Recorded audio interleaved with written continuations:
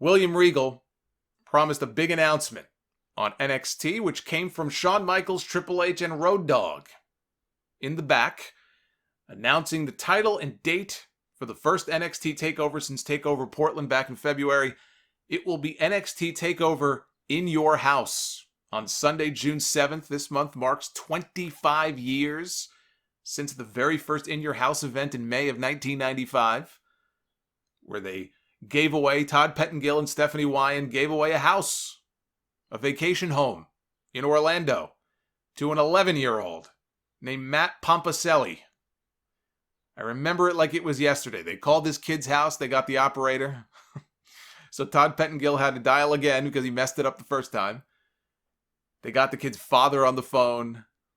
I remember they had pyro. Like after they answered the phone and they announced the winner, they had pyro in the arena. First 11-year-old to ever get pyro on WWE television. So if you're wondering, hey, whatever happened to that house? The two of you who might be wondering, I wonder whatever happened to that house. WWE.com a few years ago, they found Matt Pompaselli and they interviewed him. And he says that his family sold the house 6 months after he won it to help save some money to pay for his college tuition.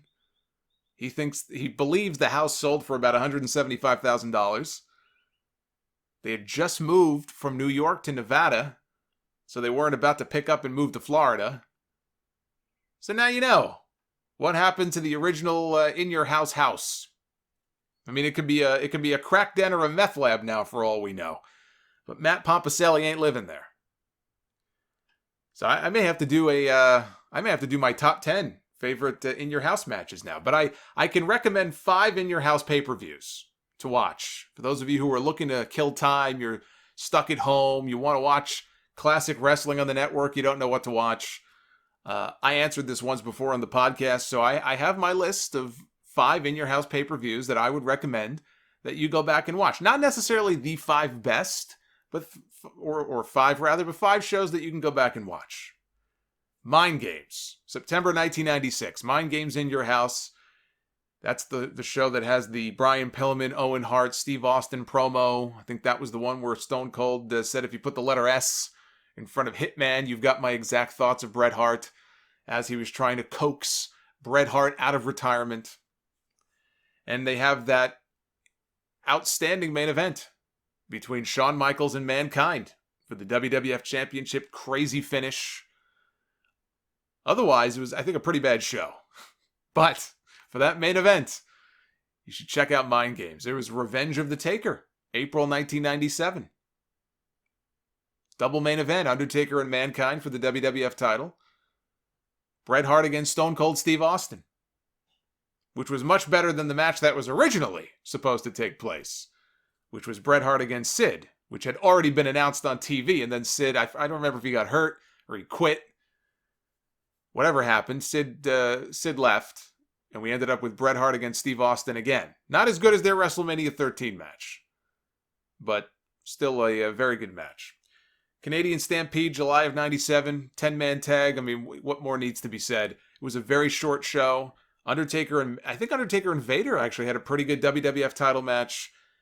You've got Taka Michinoku against the great Sasuke on that show, which was really the performance that set Taka apart. I mean, I think they were bringing in Sasuke to be the featured star, and then Taka Michinoku went out there and he blew everybody away and got a contract out of it. And then, of course, the big 10-man tag team main event with the Hart family. Sad to see, every single member of that team except Bret is dead. And even, got Road Warrior Hawk on the babyface team. He's also gone. St. Valentine's Day Massacre, February 99. We got the big match, the big payoff. Austin versus McMahon in the cage, the debut of Big Show. A fun, hardcore title match between Bob Holly and Al Snow. So that's a show you can go back and watch. And also Backlash. Backlash In Your House. 1999. It still had the In Your House. That may well have been the last pay-per-view to have the In Your House label. I could be wrong. But Bob Holly, Al Snow, Boiler Room Brawl, Ken Shamrock and The Undertaker, Austin versus Rock, I thought it was better than their WrestleMania 15 match. So anyway, if you're looking for some in-your-house pay-per-views, there you go. I think it's cool. I think it's cool what they're doing with the retro in-your-house theme. They've incorporated the old logo into the NXT Takeover logo, so I like it. I think it's a neat idea.